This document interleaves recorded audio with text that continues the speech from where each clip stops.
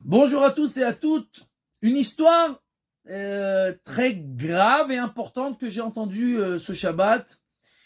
Quelqu'un, une fois, est venu chez le Stipler, le père de Reb Chaim Kanievski Zatzal, et il lui a demandé une bracha, un Rosh Kollel, quelqu'un qui avait des institutions, et il lui a demandé une bracha. Le rabbin lui a demandé comment tu t'appelles, et il lui a dit Yitzhak, Yaakov, pardon. Et il lui dit non, Shlomo. Il dit non, je m'appelle Yitzhak et Yaakov. Il dit non, Shlomo. Il dit mais, il dit je vois sur ton front il y a écrit Shlomo. Qu'est-ce qu'il s'avère? Ce Rosh Kollel, ils étaient aux États-Unis pour ramasser de l'argent pour ces institutions.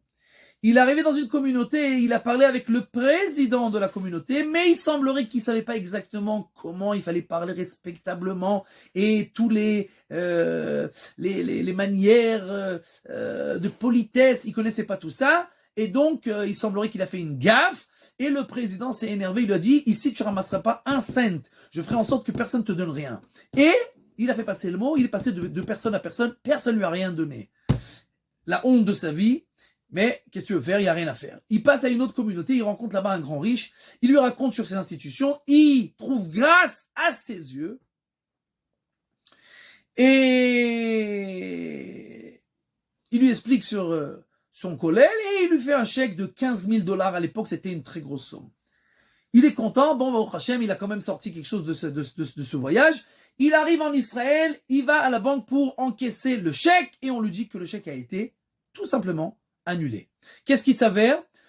Le riche qui lui a fait ce chèque, il s'avère à la fin finalement que c'était le beau-frère du président de la première communauté, et quand il a entendu qu'il avait fait un chèque de 15 000 $ pour ce collet-là, il lui a demandé tout de suite de supprimer ce chèque-là.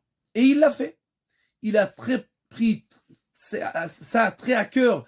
Vraiment, c'était comment quelqu'un il peut faire tellement de mal comme ça, sans aucune raison. Et malheureusement, ce qui s'est passé, c'est que ce président-là, le jour où le chèque a été annulé, il est mort. Il est mort d'un arrêt de cœur et il s'appelait Shlomo. Et en fait, ce qui s'avère, le Stipler, il lui dit, en fait, toi, tes années, elles étaient déjà comptées, tu devais déjà partir depuis longtemps. Et en fait, grâce à ce Shlomo-là qui t'a fait honte, et en fait, qui est parti à cause de cette faute-là qui t'a fait honte, les années qui devaient encore vivre, on te les a données à toi. Et c'est pour ça que sur son front, il avait écrit Shlomo, parce qu'en fait, il avait pris les années de cette personne-là. La Gemara nous enseigne dans Maseret Chagiga, un des rabbanim là-bas voit le Malach HaMavet, l'ange de la mort, qui avait fait une gaffe. Bien entendu, il faut comprendre ce que la Gemara elle dit, mais dans le sens simple de la Gemara raconte qu'il avait fait une gaffe, il avait ramené une femme à la place d'une autre. Il s'est trompé, entre guillemets. Bien entendu, c'est une parabole. Et le Rav lui pose la question, mais dis-moi, qu'est-ce que tu fais? Parce qu'en fait, cette femme-là, elle avait encore des années à vivre. Qu'est-ce que tu fais avec ces années-là?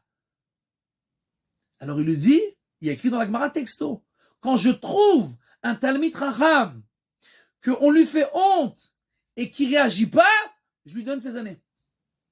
Et le Stipler, il a dit à cette personne-là, c'est ce qui s'est passé chez toi. C'est pour ça que sur ton foie, il y a écrit Shlomo. Parce que toi, tu ne vis plus de ton propre nom, tu vis du nom de cette personne-là.